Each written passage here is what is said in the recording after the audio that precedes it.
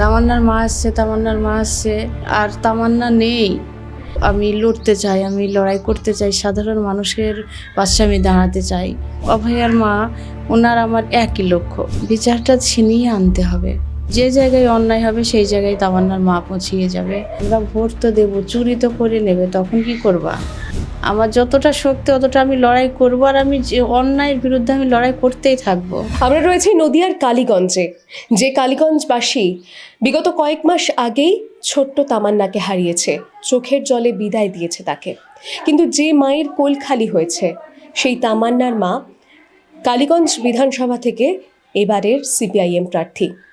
দিদি, দ্য ওয়ালে আপনাকে স্বাগত। আপনার যে বেদনা, আপনার যে কষ্ট, আমরা সেটা সত্যি ভাগ করার নয়, কিন্তু এই যে তামান্নার মা, এই পরিচয়টা কি আপনাকে এখন কোথাও গিয়ে শক্তি দেয়, নাকি এখনো দুঃখর?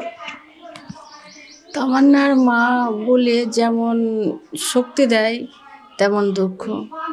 কেননা যখন সবাই বলে তামান্নার মা আসছে, তামান্নার মা আসছে, তখন একদিকে সেটা হয় শক্তি, আর তামান্না নেই।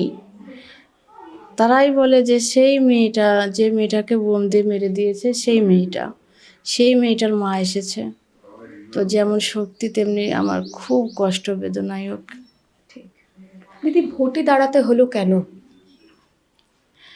ভোটে দাঁড়িয়েছি, আমি তামান্না যাবার পরে দেখছি দুনিয়ার কিছু মানুষ আছে যে খুব অসহায়, তো কোনো বিচার নেই।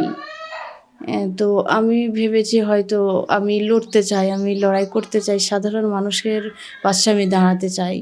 আমার কালীগঞ্জবাসীকে আমি কালীগঞ্জবাসীর পাশে দাঁড়িয়ে আমি ওদেরকে সহযোগিতা করতে চাই, তার জন্য।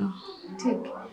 এই কালীগঞ্জ থেকে আপনি এবং পানিহাটি বিধানসভা থেকে আপনি সম্ভবত জানেন যে আরজি করের যে নির্যাতিতার মা, তিনিও দাঁড়িয়েছেন, কিন্তু তিনি বিজেপির প্রার্থী হয়ে দাঁড়িয়েছেন। এবং আপনাদের দুজনেরই একটাই অভিমত যে আপনারা মেয়ের বিচার পাওয়ার জন্য কোথাও গিয়ে একটা লড়াই করছেন। কি মনে হয় যে ভোটে দাঁড়ালে তবে কি বিচারের পথটা আরও বেশি সুগম হবে, নাকি এমনি এমনি কি বিচার পাওয়া যায় না? ভোটে না দাঁড়ালে কি বিচার পাওয়া যেত না? এমনি এমনি বিচার পাওয়া যাবে না, দেবে না। বিচার পাওয়ার জন্য কিছু দরকার, কিছু নিজের একটা দরকার। তো উনি দাঁড়িয়েছেন, অভয়ার মা, ওনার আমার একই লক্ষ্য। উনিও বিচারের জন্য এই পথে নেমেছে, আমিও বিচারের জন্য। হয়তো উনিও সমাজের জন্য কিছু করতে চাই, আমিও চাই। তো না, আমাদের বিচার পাওয়াটা খুব অসম্ভব। বিচারটা ছিনিয়ে আনতে হবে। এক কথায় বিচার ছিনিয়ে আনতে হবে। বিচার দেবে না আমাদের সরকার, আমাদের শাসক দল, বিচার দেবে না।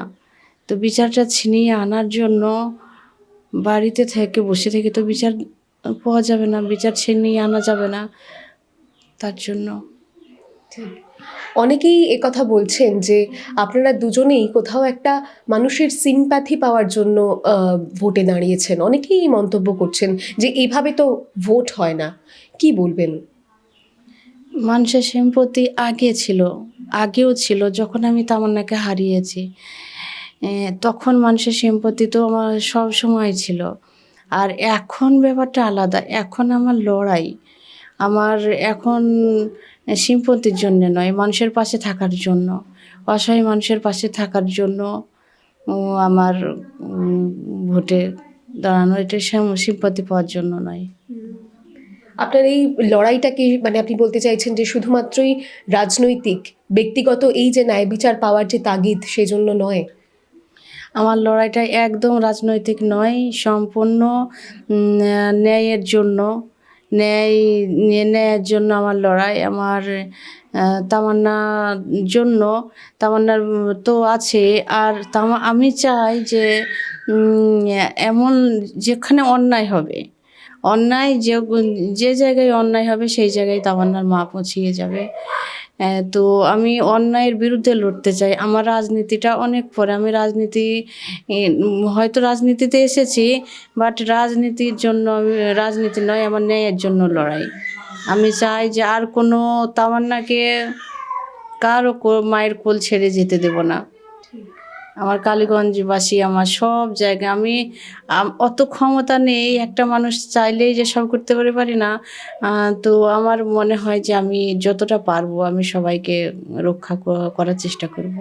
কি মনে হয় আপনি কতটা আশাবাদী, এখানকার মানুষ আপনাকে কতটা আপনার পাশে রয়েছেন, আপনাকে গ্রহণ করে নিচ্ছেন এই যে আপনি বাড়ি বাড়ি প্রচারে যাচ্ছেন তখন?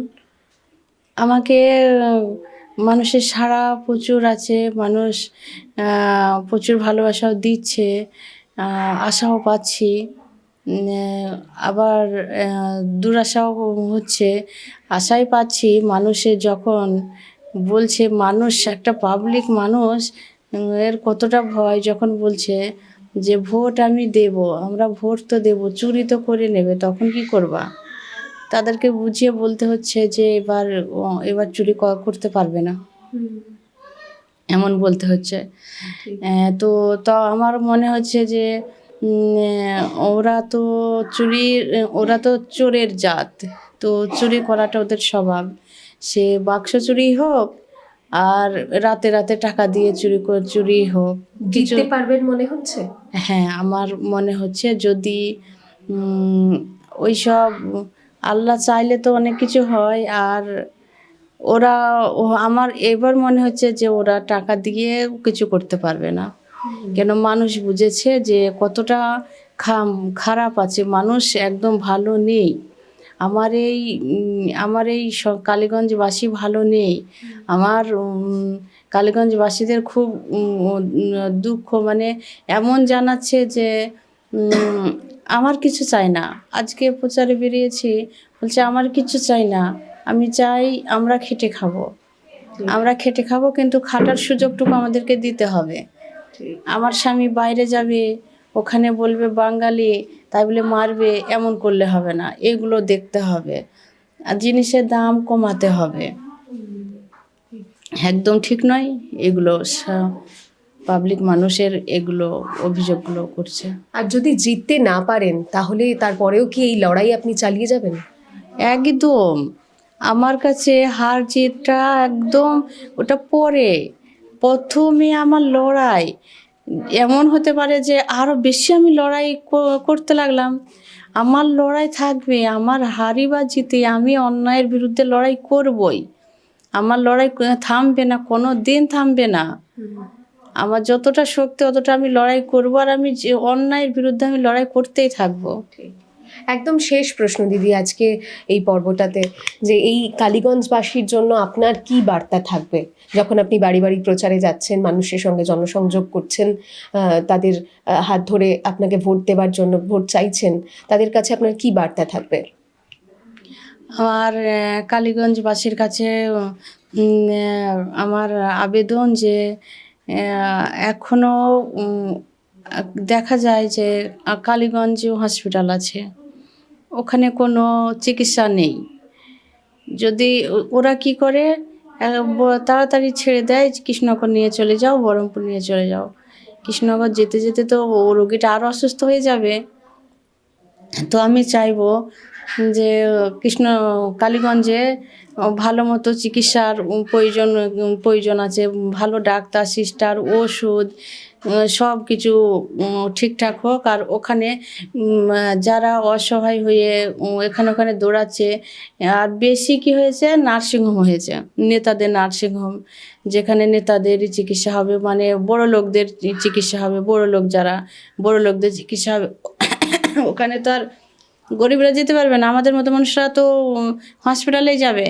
তো আমি দেখবো যে যাতে পলাশীর হসপিটাল, কৃষ্ণনগরের ওই কালীগঞ্জের হসপিটাল, এগুলোই ভালো চিকিৎসা করা যায়।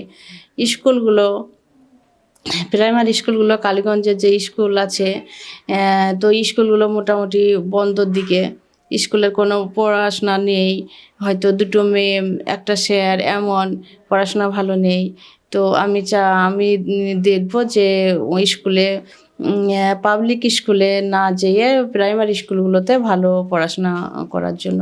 আমাদের যে সুগার মিল বন্ধ আছে, তো সুগার মিলটা বন্ধ আছে, এই সুগার মিলের এরা বাইরে যেতে হচ্ছে, বাইরে যে কাজ করতে হচ্ছে, বাইরে যে কাজে যাচ্ছে, তো বাইরে কাজে না যেয়ে ওই সুগার মিলটা যদি চালু থাকতো তাহলে আমাদের মা ভাইরা ভাই বা আব্বারা বাবারা সবাই সুগার মিলে কাজ করতে পারতো। এটা দেখবো বাড়ি বাড়ি যে পানি আমাদের পানি 30 টাকা পানি কিনে খেতে হয়। তো টিএমসি যে পানিটা বন্ধ করে দিয়েছে, শিপেন পানিটা চালু করেছিল। পানির ব্যবস্থা আমি বাড়ি বাড়ি পানির ব্যবস্থা করব। এই সমস্ত প্রতিশ্রুতি আপনি দেখছেন। অনেক ধন্যবাদ দিদি, ঈশ্বর আপনাকে অনেক মানসিক শক্তি দিন। আপনারা নির্বাচনের আরও আপডেট জানতে চোখ রাখুন দ্য ওয়ালের পাতায়, কারণ খবর এখন এখানে। ক্যামেরায় সৌম্যদীপের সঙ্গে সায়নী, দ্য ওয়াল, নদিয়া।